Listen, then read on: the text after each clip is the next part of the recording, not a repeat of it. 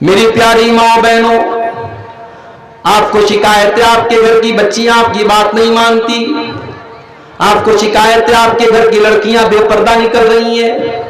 याद रखो, जब तक आप अपने आप को दीनदार नहीं बनाएंगे, आप जब तक दीनदार नहीं बनेंगे, आपके बच्चे दीनदार नहीं बनेंगे। इसीलिए अल्लाह ने कुरान में फरमाया, या अय्युहल्लज़ीना आमनू कू अनफुसकुम व अहलीकुम नारा, ऐ ईमान वालों, अपने आप को और अपने घर वालों को जहन्नम की आग से बचाओ। पहले अपने आप को बचाने का हुक्म है। जब तक हम अपने आप को ऐसे कामों से नहीं बचाएंगे जो जहन्नम में लेके जाने वाला है, हम अपने बच्चों को कैसे बचा सकते हैं मेरे भाइयों? जो मां खुद पर्दा नहीं करेगी, जो मां खुद अपनी जुबान पर कंट्रोल नहीं रखेगी, जो मां खुद बेपर्दा बेहयाई के साथ घूमेगी, वो क्या अपनी बच्चियों को पर्दा सिखाएगी? गांव में जलसा हो रहा है, जवान बेटी है, मां बेचारी पल्लू डाल के घूंघट डाल के पर्दे में छुप के आ रही है, और जवान बेटी खूबसूरत कपड़ा पहनकर सच करके संवर करके आ रही है। क्या मेरे भाइयों, ये विडंबना नहीं है, ये ताज्जुब की बात नहीं है, ये हैरत की बात नहीं है। 50 साल की औरत को तो अल्लाह ने उसको पर्दे में छूट दी है कि अब वो बूढ़ी हो चुकी है, अगर वो नकाब नहीं भी पहनेगी तो चलेगा, पहने तो बेहतर है, नहीं पहनेगी तो चलेगा। उसके अंदर अट्रैक्शन नहीं है, उसके अंदर जीनत नहीं है। जीनत तो 18 साल वाली में है, जीनत तो 20 साल वाली में है, खूबसूरती तो 25 साल वाली में है। ये अजीब बात है कि 20 साल की लड़की बेपर्दा घूम रही है और 50 साल वाली नकाब में घूम रही है। इसीलिए अल्लाह ने कुरान में जब पर्दे का हुक्म दिया, अल्लाह ने अपने नबी से फरमाया, या अय्युहन नबिय्यु कुल अज़वाजिका व बनातिका व निसाइल मुमिनीना युदनीना अलैहिन्ना मिन जलाबिबिहिन्ना। ऐ नबी, अपनी बीवियों से भी कह दो, अपनी बेटियों से भी कह दो, और तमाम मुसलमान औरतों से कह दो कि जब वो अपने घर से निकले तो चादर डाल लें, नकाब डाल लें, बुर्का डाल लें। ये नकाब उनकी पहचान बन जाएगा। ज़ालिका अदना अन युरफ़ना फला युज़ैन, दुनिया वाले समझ जाएंगे ये पर्दा करने वाली लड़की है, ये इज्जतदार लड़की है। मगर आज तो उल्टा हो रहा है मेरे भाई। 14 फरवरी की तारीख आई, वैलेंटाइंस डे का दिन आया, कलकत्ता की सड़कों पर नकाब वाली औरतें भी फूल का लेन देन कर रही थी। दिल्ली और मुंबई के रेस्टोरेंट और पार्कों में नकाब वाली लड़कियां भी एक दूसरे अपने महबूब को और अपने आशिक से तोहफा दे रही थी और दे रही थी। आज नकाब और बुर्के को भी अपने काले करतूतों पर पर्दा डालने का एक जरिया बना दिया गया। अल्लाह इस कौम की बेटियों पर रहम फरमाए। रोजाना खबरें आ रही हैं, मुसलमान लड़कियां आज अपने गैर मुस्लिम आशिकों के साथ फरार हो रही हैं, उनके साथ जाकर के शादी कर रही हैं और फिर इस्लाम को भी छोड़ रही हैं। चुल्लू भर पानी में डूब मरना चाहिए हमें और आपको।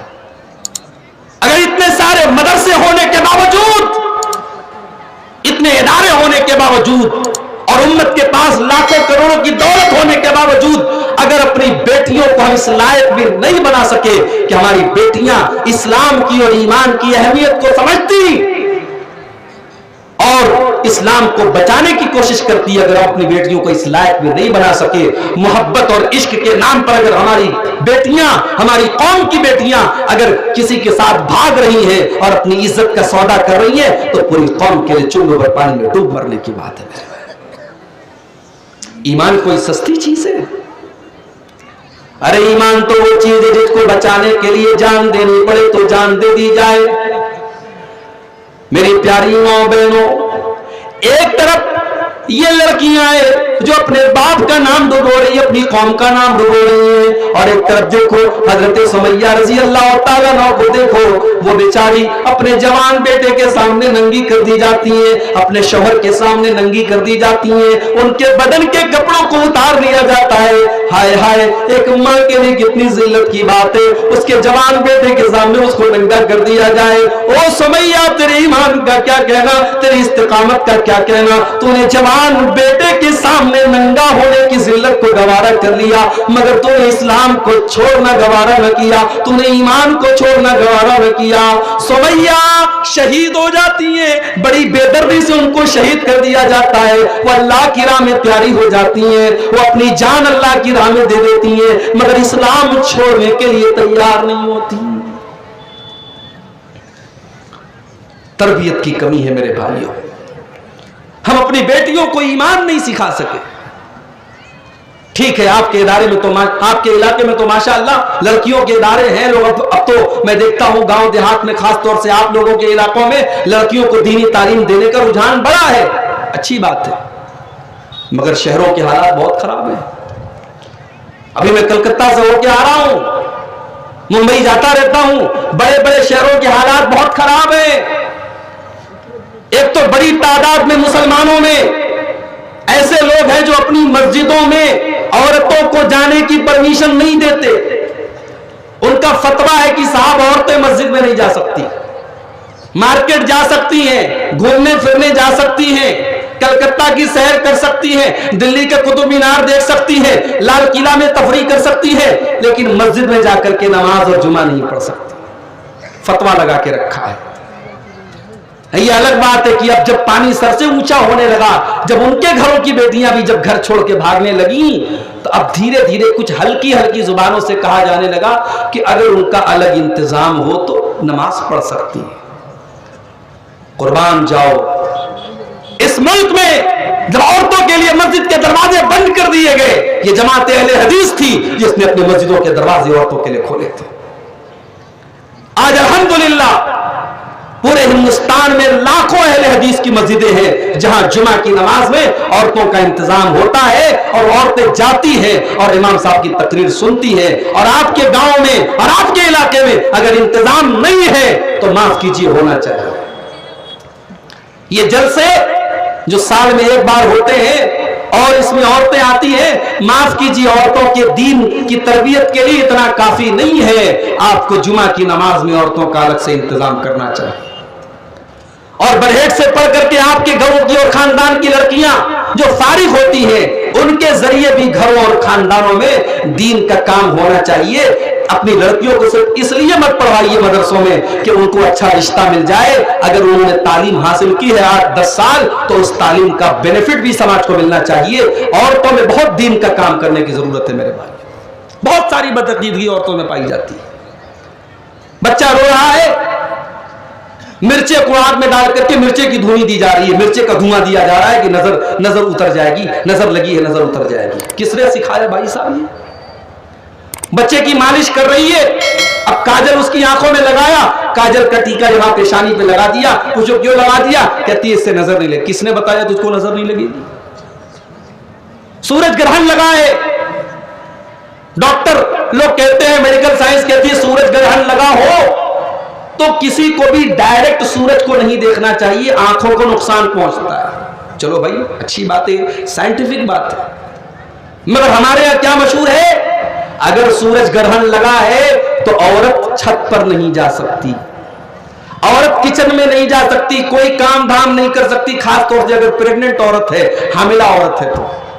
किसने सिखाया मेरे भाई? बच्चे की पैदाइश के बाद जो निफास का पीरियड होता है 40 दिन तक, आमतौर से 40 दिन तक औरतें नापाकी की कंडीशन में होती हैं, उसमें औरत को इतना उसको नापाक बना दिया जाता है, शौहर को उसकी चारपाई पर बैठने नहीं दिया जाता बहुत सारे इलाकों में, और औरत को बिल्कुल अलग थलग रखा जाता है। मेरे प्यारे साथियों, ये तमाम चीजें जहालत की है, और ये जहालत कैसे दूर होगी जब आपकी ये बच्चियां जो बरहेट में पढ़ रही हैं, जो और दीनी इदारों में पढ़ रही हैं, जो आलिमा हैं, जब वो अपने घर और खानदान में जाकर के सही तालीम देंगी और सिखाएंगी, तब वहां से आपके समाज में सुधार पैदा होगा। आज घरों के हालात आप देखिए क्या है मेरे भाई। रिश्ता तलाश करने के लिए जब आप जाते हैं, अपने घर में अपने बेटे के लिए बहू लेने के लिए आप जाते हैं, रिश्ता देखने के लिए, बड़ी अच्छी लड़की है, दीनदार है, खूबसूरत है, लेकिन अगर हाँ पैसे वाले बाप की बेटी नहीं है, अगर आपको ये लगता है कि ज्यादा जहेज नहीं मिलेगा, आप रिश्ता ठुकरा देते हैं। होता है कि नहीं? मुझे सब खबर है, मैं आज से नहीं आ रहा हूं, 8-10 साल हो गए आपके इलाके में आते हुए। आप भी जुला है, मैं भी जुला हूं, मुझे अच्छी तरीके से मालूम है। अंसारियों का पूरा बेल्ट है, लेकिन यहां भी जहेज चल रहा है और जहेज की बुनियाद पर लोग रिश्ते नाते में तरजीह देते हैं। क्या अहले हदीस सिर्फ इसका नाम है कि सीने पर हाथ बांधा जाए और रफुल यदैन किया जाए और आमीन जोर से बोला जाए? मुझे बताया आपके गांव के लोगों ने कि मौलवी साहब हमारे शादी में नाच गाना तक होता है। शर्म आनी चाहिए।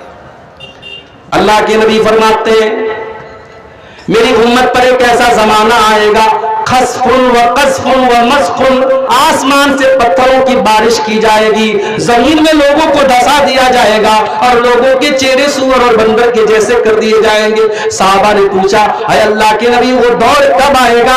आपने फरमाया इज़ा ज़ारतिल क़ैनात वल माज़िब, जब नाच गाने की चीजें तुम्हारे घरों में आ जाएंगी। और एक हदीस में जब तुम्हारे सर के ऊपर आ जाएंगी। आज हमारा नौजवान ईयरफोन और हेडफोन लगा करके गाना सुन रहा है। मुझे लगता है कि अल्लाह के नबी ने ईयरफोन और हेडफोन को सामने रख करके ये बात कही कि सरों के ऊपर नाचने गाने वाली आ जाएगी। निकाह का मौका ये कोई ऐसा मौका नहीं होता मेरे भाई जिसमें आप आजाद हो जाए। निकाह एक इंसान की जिंदगी का बड़ा अहम दिन है। इस दिन को तुम ये हराम काम, ये नाजायज काम, ये नाच गाना, ये तमाम चीजें करके उस दिन को बेकार मत करो। ये तुम्हारी जिंदगी का बरकत वाला दिन होना चाहिए। उस दिन सही काम करो और सुन्नत के मुताबिक निकाह करो, फिर देखो घरों में कैसे बरकत आती है। आज क्यों नहीं है घर में बरकत? क्योंकि निकाह के दिन आपने मौलवी साहब से निकाह पढ़वाया, बस यही एक काम सुन्नत के मुताबिक हो रहा है, बाकी सारा सुन्नत के खिलाफ हो रहा है। रिश्ता देखने जा रही है, दौलत को तरजीह दे रही है। रिश्ता देखने गई, लड़की बहुत अच्छी है, पढ़ी लिखी है, दीनदार है। घर आके कहती है लड़कियां तो बहुत अच्छी रही, बस थोड़ा हाइट कम थी उसकी, हाइट कम थी, थोड़ा कद कम था। अल्लाह ताला को जाके मशवरा दे दो ना, क्यों नहीं अल्लाह ताला ने हाइट बढ़ा दिया उसकी। इनका बस चले तो ये बच्चे की पैदाइश के टाइम अल्लाह को राय दे दे कि इसका कलर थोड़ा और गोरा कर देना चाहिए था, इसको थोड़ा और लंबा कर देना चाहिए था। मेरे भाइयों, मेरी माँ और बहनों, ये चीजें इंसान के कंट्रोल में नहीं होती। अल्लाह ने सबको अलग अलग बनाया है। कोई बहुत गोरा है, कोई सांवला है, कोई काला है, किसी की हाइट ज्यादा है, किसी की कम है, किसी की मीडियम है। अगर लड़की दीनदार है, अगर लड़की आलिमा है, पढ़ी लिखी है, सब कुछ अच्छा है, तो ये कोई बुनियाद नहीं कि आप सिर्फ हाइट की बुनियाद पर, आप कलर की बुनियाद पर रिश्तों को रिजेक्ट कर दे। कहां जाएंगी वो बच्चियां, कहां जाएंगे वो गरीब की बेटियां? आज हमने जब रिश्तों में इन तमाम चीजों को तरजीह देना शुरू किया, नतीजा ये निकला कि हमारे घरों से बरकत खत्म हो गई। अल्लाह के प्यारे नबी फरमाते तुम कहुल मरातुल अर्बईन, जब औरत की शादी होती है तो 4 चीजें आमतौर से औरत के अंदर देखी जाती हैं। ले मालिहा, माल देखा जाता है, वाले जमालिया, खूबसूरती देखी जाती है, वाले हसबिया, खानदान देखा जाता है, वाले दीनिया, दीनदारी देखी जाती है। उलमा कहते ईसाई लोग खूबसूरती देखा करते थे, यहूदी लोग माल देखा करते थे, अरब के अंदर खानदान देखा जाता था। मगर इस्लाम के आने के बाद इस्लाम ने कहा कि दीनदारी देखा करो, दीनदारी देखो। अरे दीनदार औरत घर में आएगी तो दीनदार औरत का मकाम ये होता है कि वो सफा और मरवा के दरमियान अगर दौड़ जाए तो अल्लाह को हाजरा का दौड़ना इतना पसंद आ गया कि कयामत तक के हज और उम्रा करने वालों को ऑर्डर दे दिया गया कि जब तक तुम सफा और मरवा के दरमियान चक्कर नहीं लगा लोगे, तुम्हारा हज नहीं, तुम्हारा उम्रा नहीं। दीनदार औरत का ये मकाम है मेरे भाई। दीनदार औरत अगर आपके घर में आ जाएगी, आपके घर को जन्नत बना देगी। अल्लाह के नबी फरमाते हैं दुनिया कुल्लुहा मताउन व खैरु मताइ दुनिया अल मरअतु सालिहा, दुनिया की सबसे कीमती दौलत नेक औरत है। हजरत उमर फारूक ने अल्लाह के प्यारे नबी से पूछा अरे अल्लाह के नबी, हमें कौन सी चीज को खजाना बनाना चाहिए, कौन सी चीज को माल बनाना चाहिए? अल्लाह के नबी ने फरमाया कि 3 चीजों को खजाना बना लो, कल्बन शाकिरा व लिसानन जाकिरा व ज़ौजतन मुमिनतन तुईनुहु अला अम्रिल आखिरा। आपने फरमाया अपने सीने में अल्लाह का शुक्र अदा करने वाला दिल पैदा कर लो, अपनी जुबान, अपने मुंह में अल्लाह का जिक्र करने वाली जुबान पैदा कर लो और दीनदार औरत को बीवी बना के ले आओ। बड़ी ताकत होती है औरत के जज्बात में। कभी कभी मर्द की ताकत वो काम नहीं कर पाती है जो औरत का आंसू जो काम कर देता है, औरत की जुबान जो काम कर देती है। कितना बड़ा जालिम था फिरौन। फिरौन को किसी ने बता दिया कि तेरे हुकूमत में एक बच्चा पैदा होने वाला है जो आगे चल करके तेरी हुकूमत खत्म करेगा। फिरौन ने ऑर्डर दे दिया कि जहां भी बच्चा पैदा हो, अगर लड़का पैदा हो तो कत्ल कर दिया जाए। जब मूसा अलैहिस्सलाम पैदा हुए, हजरत मूसा की मां डर गई कि अगर फिरौन को पता चलेगा मेरे लाल को भी कत्ल करवा देगा। अल्लाह ने कहा मूसा की मां तू डर मत, तू अपने बच्चे को संदूक में रख के पानी में डाल दे, संदूक में रख के पानी में डाल दे। पहले अपने बच्चे को दूध पिला और दूध पिला के पानी में डाल दे। हाय हाय, मां से पूछो मां का कलेजा कैसा होता है। एक तरफ फिरौन का डर है और दूसरी तरफ अल्लाह ताला हुक्म दे रहा है कि ऐ मूसा की मां तू पानी में डाल दे। जाहिर है पानी में डालने के बाद क्या गारंटी कि वो संदूक कहां जाएगा, मगर अल्लाह का ऑर्डर था। मूसा अलैहिस्सलाम की मां ने अल्लाह के ऑर्डर को पूरा किया और अपने बच्चे को संदूक में रख दिया और अपनी बेटी से कहा कि तू जरा नजर रख दे कि संदूक कहां जाता है। मूसा अलैहिस्सलाम संदूक में है, संदूक पानी में चल रहा है, तैर रहा है और नदी के किनारे से हजरत मूसा की बहन अपने भाई की निगरानी कर रही, देखो मेरा भाई कहां जाता है। भाई बहन का रिश्ता भी बड़ा प्यारा होता है। जिनके घरों में बहनें हैं वो बहनों की कदर करें। मूसा अलैहिस्सलाम की बहन अपने भाई के ऊपर नजर रखे हुए संदूक तैरता हुआ फिरौन के महल के पास पहुंचा। फिरौन की बीवी हजरत आसिया ने देखा कि संदूक नजर आ रहा है, अपनी नौकरानी को भेजा, देखो क्या है संदूक में। संदूक खोला गया तो खूबसूरत बच्चा हजरत मूसा अलैहिस्सलाम थे। फिरौन की बीवी ने बच्चे को गोद में ले लिया। इतने में फिरौन आता है, फिरौन देखता है मेरी बीवी की गोद में बच्चा है, लड़का है। फिरौन कहता है कि इसको कत्ल कर दिया जाए। फिरौन की बीवी कहती है ला तक़्तुलूहु असा अन यनफ़अना औ नत्तख़िज़हु वलदा। ऐ मेरे शौहर, कितना प्यारा बच्चा है, बहुत सारे लड़कों को आपने कत्ल करा दिया, लेकिन मेरी रिक्वेस्ट है कि आप इस बच्चे को कत्ल न कराइए। हो सकता है ये बच्चा आगे चलकर के हमारे काम आए, हो सकता है कि हम इसे अपना बेटा बना ले, आप इस बच्चे को कत्ल मत करवाइए। फिरौन बहुत बड़ा जालिम था, किसी की बात नहीं मानता था, मगर बीवी की बात मान गया। का ठीक है चलो तुम कहती हो तो चलो ठीक है रख लेते हैं। अब बच्चा रो रहा है, दूध पिलाने वालियां आती हैं, गांव के अंदर जो दाया होती है दूध पिलाने वाली औरतें वो आती हैं। बच्चा किसी का दूध पीने को तैयार ही नहीं है। हजरत मूसा की बहन वहां पहुंचती है और कहती है कि मैं जानती हूं, एक औरत को जानती हूं, हो सकता है ये बच्चा उसका दूध पी ले। अल्लाह ताला ने मूसा अलैहिस्सलाम की मां को फिरौन के महल में बुलवाया, फिरौन के महल में पहुंचाया और जैसे ही मूसा अलैहिस्सलाम अपनी मां की गोद में जाते हैं फौरन रोना बंद कर देते हैं। फिरौन ऑर्डर देता है कि तुमको तनख्वाह दी जाएगी, तुमको सैलरी दी जाएगी, तुमको इस बच्चे को दूध पिलाना है। दुश्मन के घर में रह करके दुश्मन ही की तनख्वाह पर हजरत मूसा अलैहिस्सलाम की परवरिश होती है। ये अल्लाह की कुदरत है मेरे प्यारे साथी। तो बीवी शौहर से बहुत कुछ बनवा सकती है। अगर बीवी दीनदार हो, शराबी शौहर की शराब छुड़वा सकती है। बीवी दीनदार हो, बेनमाजी शौहर को नमाजी बना सकती है। और अगर बीवी बेदीन हो तो घर के माहौल को खराब कर सकती है। मेरे प्यारे साथियों, रिश्ते नाते में दीनदारी को तरजीह दो, फिर देखो आपके घर में कैसे बरकत आती है।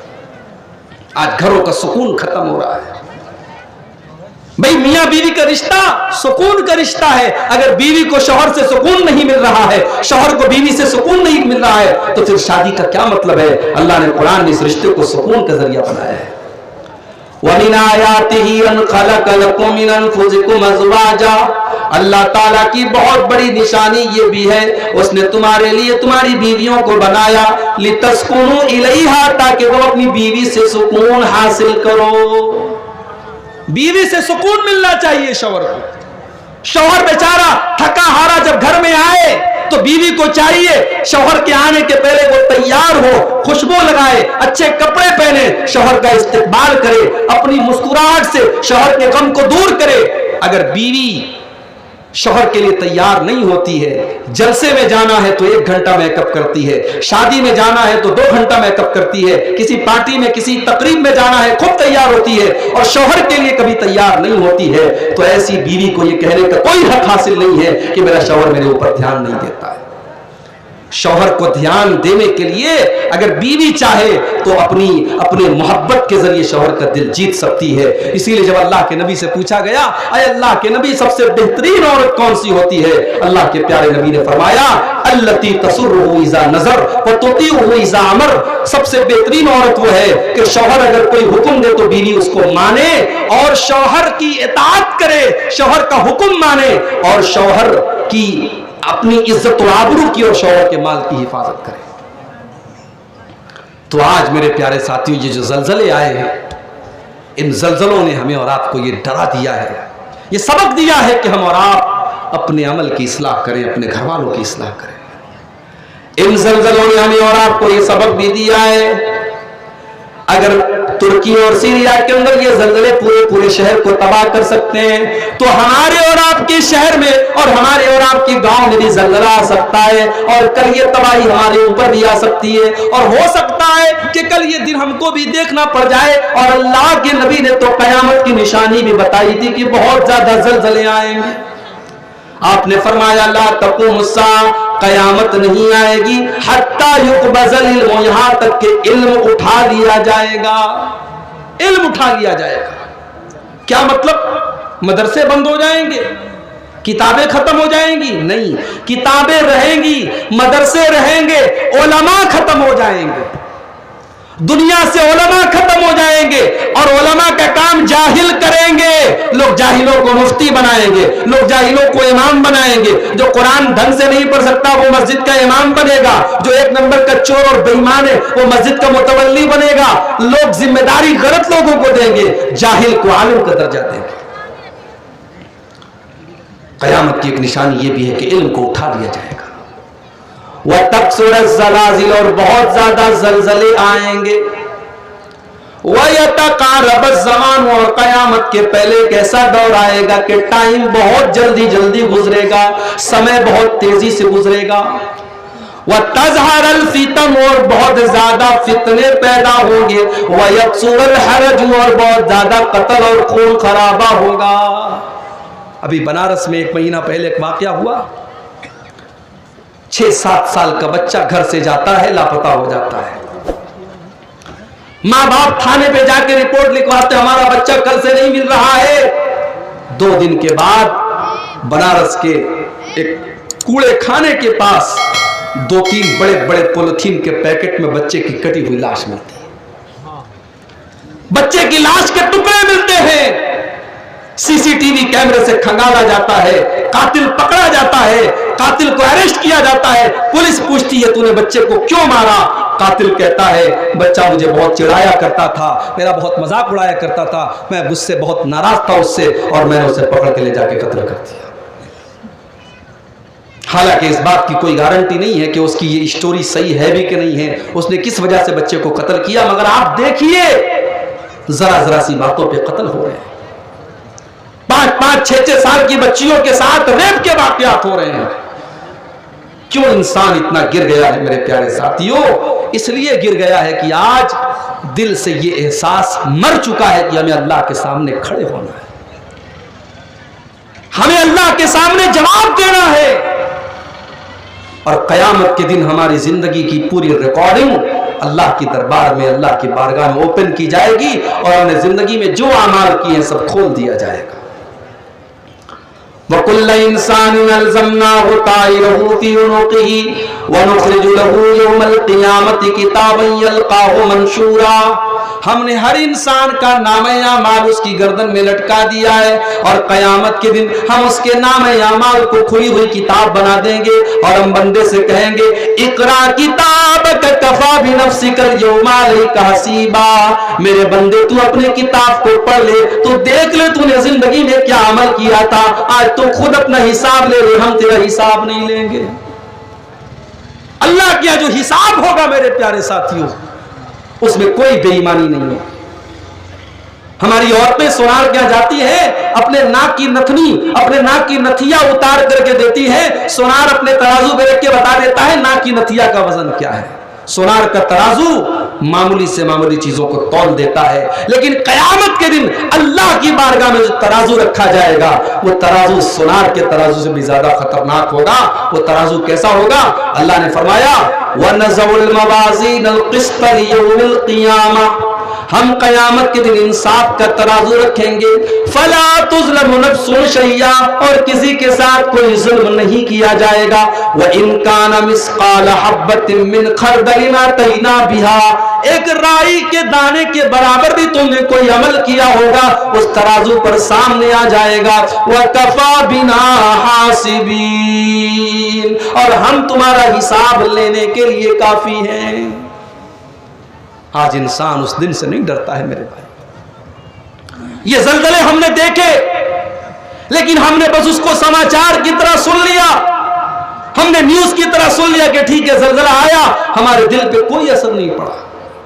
मस्जिदों की नमाजियों की तादाद में कोई इजाफा नहीं हुआ। शराब के अड्डों पर शराब पीने वालों की कोई कमी नहीं, जिना के अड्डों पर जिना करने वालों की कोई कमी नहीं। इसका मतलब यह हुआ कि ये बड़ी बड़ी मुसीबतें भी हमारे दिल को पिघलाने के लिए काफी नहीं हो रही है मेरे भाई। इसीलिए अल्लाह ने कुरान में फरमाया फलौला इज़ जाअहुम बासुना तज़र्रऊ वलाकिन क़सत क़ुलूबुहुम व ज़य्यन लहुमुश शैतानु मा कानू यामलून।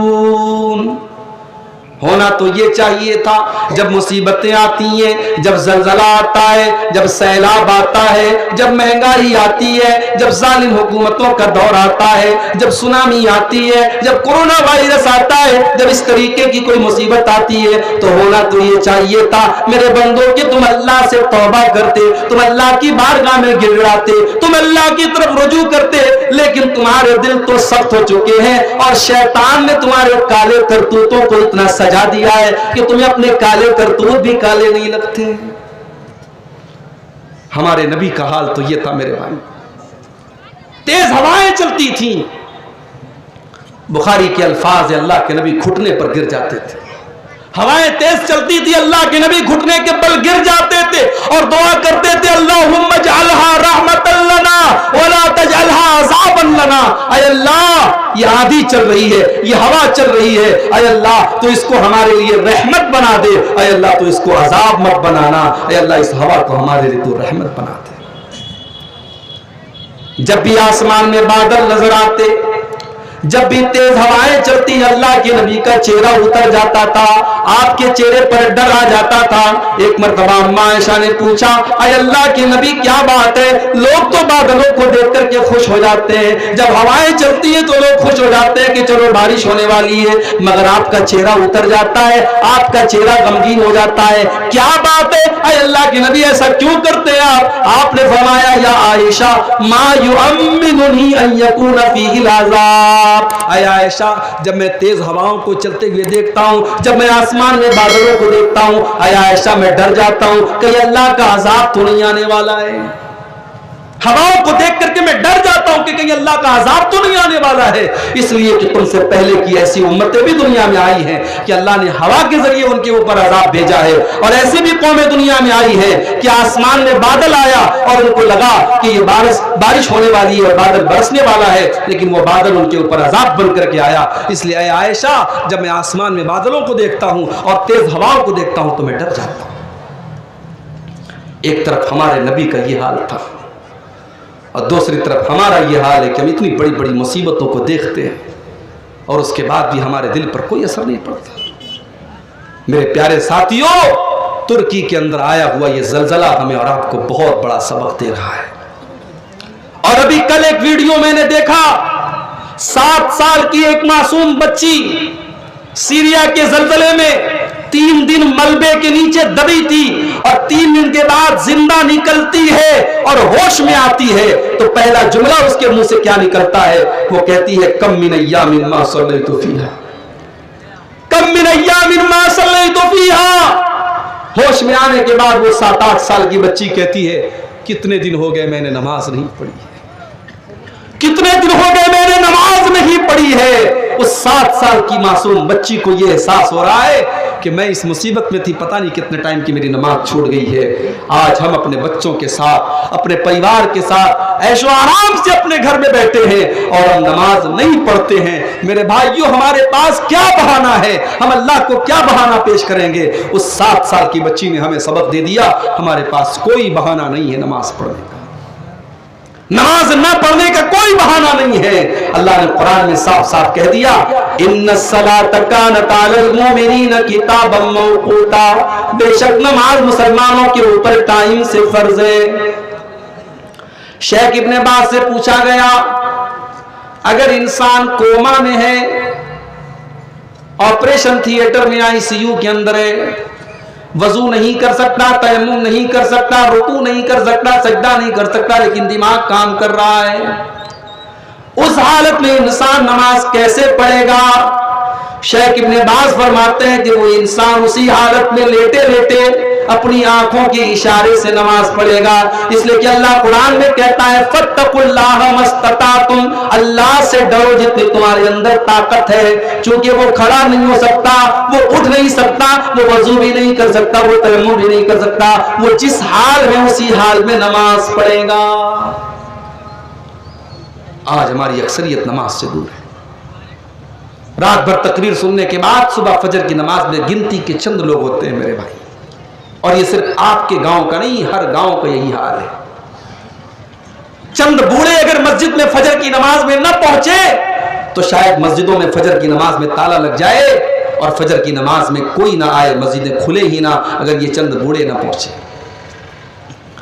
हमारे नौजवानों को तो रात में फेसबुक चलाने से ही फुर्सत नहीं है, रात में 3-3 बजे चैटिंग करने से ही फुर्सत नहीं है। कर इबादत खुदा की जवानी में, तू कल बुढ़ापा तेरे सर पे आ जाएगा। मेरे नौजवान साथियों, ये जलजले हमें ये सबक भी दे रहे हैं कि आज अगर आपके पास जवानी है, आज आपके पास ताकत है, तो कल ये ताकत खत्म हो जाएगी, कल जवानी खत्म हो जाएगी, कल बाल सफेद हो जाएंगे, कल बदन में झुर्रियां पड़ जाएंगी, और फिर आपका जिस्म जब कमजोर पड़ जाएगा तब आपको एहसास होगा कि काश हमने जवानी में अल्लाह को राजी किया होता, काश हमने जवानी में अल्लाह को राजी करने वाला अमल किया होता। इसीलिए अल्लाह के नबी फरमाते हैं, इग़तनिम खमसन क़ब्ल खमसिन, 5 चीजों की कदर करो 5 चीजों के आने से पहले। शबाबक क़ब्ल हरमिक, अपनी जवानी की कदर करो बुढ़ापे के आने से पहले। ओ मेरी प्यारी नौजवान बहनों, ओ मेरे नौजवान भाइयों, इस जवानी को इश्क और मोहब्बत के चक्कर में न डालो। दुनिया में अल्लाह ने एक ही मोहब्बत को जायज करार दिया है, और वो मोहब्बत मियां और बीवी की मोहब्बत है। बाकी मोहब्बत के नाम पर जो भी, इश्क और मोहब्बत के नाम पर जो कुछ भी हो रहा है, वो गंदगी के सिवा कुछ भी नहीं, वो हवस के सिवा कुछ भी नहीं, वो टाइम पास के सिवा कुछ भी नहीं। मेरे नौजवान भाइयों, अपनी जवानी को इन फजूल कामों में न लगाओ, अपनी जवानी की हिफाजत करो। जिना के करीब मत जाओ, ला तक़रबुज़ ज़िना, जिना के करीब भी मत जाओ। औरत को पर्दे का हुक्म इसीलिए दिया गया ताकि वो जिना के करीब न जाए। मर्द से कहा गया वो अपनी निगाहों को नीचे रखे ताकि जिना के करीब न जाए। देवर को भाभी से दूर रहने का ऑर्डर दिया गया ताकि जिना के करीब न जाए। शौहर को हुक्म दिया गया कि बगैर मजबूरी के बीवी को छोड़ के न जाए ताकि जिना के करीब न जाए। एक अजनबी मर्द और एक अजनबी औरत को अकेले में मिलने से मना किया गया ताकि जिना के करीब भी न जाने पाए। इस्लाम ने जिना के करीब ले जाने वाले तमाम चोर दरवाजों को बंद कर दिया, और इसीलिए अल्लाह ने कुरान में कह दिया, वला तक़रबुज़ ज़िना, तुम जिना के करीब भी न जाना। अपनी जवानी की हिफाजत करो। इग़तनिम खमसन क़ब्ल खमसिन, 5 चीजों की कदर करो 5 चीजों के आने से पहले। अपनी जवानी की कदर करो अपने बुढ़ापे के आने से पहले। वस्सिहतक क़ब्ल सक़मिक, अपनी तंदुरुस्ती की कदर करो अपनी बीमारी के आने के पहले। आए दिन हम खबरें सुनते रहते हैं, अच्छा खासा आदमी कैंसर का मरीज हो गया और 1-2 महीने के बाद उसका इंतकाल हो गया। अच्छा खासा इंसान उसके दिमाग में ट्यूमर हो गया, उसके पेट में कोई बीमारी हो गई और इंतकाल हो गया। अगर अल्लाह ने आपको बीमारी से बचा के रखा है, मेरे प्यारे नौजवान भाइयों, इसको अल्लाह की नेमत समझो और अल्लाह से दुआ करो कि अल्लाह आपको और बीमारी से आफियत में रखे। जब तक तंदुरुस्ती है इसकी कदर कर लो, इससे पहले कि बीमारी आ जाए। वग़िना का क़ब्ल फ़क़्र, अगर 4 पैसे कमाने के लायक आप हो गए, आपकी दौलत आपको मिल रही है, आपका कारोबार चल रहा है, आपको गवर्नमेंट जॉब मिल गई है, अपनी दौलत पर नाज न करो, अल्लाह का शुक्र अदा करो और दौलत का सही इस्तेमाल करो, इससे पहले कि दौलत आपसे छीन ली जाए। वफ़राग़ का क़ब्ल शुग़लिक, और अपने टाइम की कदर करो इसके पहले कि अल्लाह ताला आपका टाइम आपसे छीन ले। वह हयातक क़ब्ल मौतिक, और अपनी जिंदगी की कदर करो इसके पहले कि आपको मौत आए। तो तुर्की के अंदर और सीरिया के अंदर जो ये जलजले आए हैं मेरे भाइयों, इन जलजलों में हमारे लिए बहुत कुछ सीखने को मौजूद है। उन जलजलों में जो लोग दब के मर गए हैं, मसला याद रखो, अगर कोई इंसान हादसे में दब के मर जाता है तो वो शहीद का दर्जा रखता है। शर्त यह है कि वो तौहीद और ईमान वाला हो, नेक अमल करने वाला हो। अगर वो दब करके मरा है तो वो शहीद है। अल्लाह के प्यारे नबी सल्लल्लाहु अलैहि वसल्लम फरमाते हैं, अश्शुहदाउ खम्सतुन, 5 लोग ऐसे जिनको शहादत का दर्जा मिलेगा। 5 लोग ऐसे हैं जिनको शहादत की मौत नसीब होती है। अल मबतून शहीदुन, पेट की बीमारी में जो इंतकाल कर जाए वो शहीद होता है। इसीलिए कोरोना में जो लोग मरे थे, उलमा ने लिखा था कि अगर हम उम्मीद कर सकते हैं, अल्लाह से हम अच्छी उम्मीद रखते हैं कि वो शहादत का दर्जा पाएगा, क्योंकि कोरोना का ताल्लुक भी कहीं ना कहीं पेट से था। हम कंफर्म और यकीन के साथ तो नहीं कह सकते, लेकिन पेट की बीमारी से मरने वाला शहादत का दर्जा रखता है। वल मतऊन शहीद, और ताउन की बीमारी में मरने वाला शहीद होता है। वल हरीक शहीद, और जल करके मरने वाला शहीद होता है। वह साहिबुल हदम शहीद, और किसी चीज से दब करके मरने वाला शहीद होता है। वह शहीद फी सबीलिल्लाह, और अल्लाह की राह में जो जंग करते हुए शहीद हुआ वो भी शहीद होता है। और एक और हदीस में अल्लाह के नबी ने फरमाया कि वल मरअतुल्लती तमूतु बिजमइन फहुव शहीद, जो औरत डिलीवरी के दौरान, पैदाइश के दौरान जिसका इंतकाल हो जाता है, बच्चे की पैदाइश के दौरान जिसका इंतकाल हो जाता है, वो औरत भी शहीद है। इसका मतलब ये हुआ कि उसको अल्लाह ताला के यहाँ शहादत का दर्जा मिलेगा, लेकिन शर्त यह है कि साथ में उसका ईमान और अकीदा सही रहा हो, उसका अमल सही रहा हो। हमारे वो भाई जो इन जलजलों में दब करके मरे हैं, हम उनके हक में भी दुआ करें कि अल्लाह उनको, उनकी नेकियों को कबूल करे, उनकी खताओं को माफ करे, और हमसे जहां तक हो सके इन जलजलों में और इस तरीके की कुदरती आपदाओं में हमसे जो सपोर्ट हो सके हम मदद करें। और अगर हम मदद नहीं कर सकते तो कम से कम हम दुआ उनके लिए करें कि अल्लाह उनको उस मुसीबत से महफूज रखे। और हम अपने हक में भी दुआ करें कि इस तरीके का जलजला और इस तरीके की परेशानी हम पर ना आए। मेरे प्यारे साथियों, आमाल तो हमारे बहुत खराब हैं, आमाल हमारे बहुत खराब हैं, और हम कोई दूध के धुले नहीं हैं। अगर तुर्की में जलजला आया है तो कल वो जलजला हमारे भारत में भी आ सकता है, हमारे और आपके ऊपर भी आ सकता है। इससे पहले कि वो मुसीबत हम पर आए, हम अपनी इस्लाह कर लें, अपनी कमियों को दूर कर लें, अल्लाह को राजी कर लें। आइए अल्लाह से दुआ करें। ये रात का सुहाना टाइम है, रात का ये आखिरी पहर है, ये दुआओं के कबूल होने का टाइम है। हम अल्लाह से दुआ करें, रब्बुल आलमीन हमें नेक अमल करने की तौफीक अता फरमाए। ये 2-3 सवालात आए हैं। ग्रुप लोन लेना कहाँ तक सही है?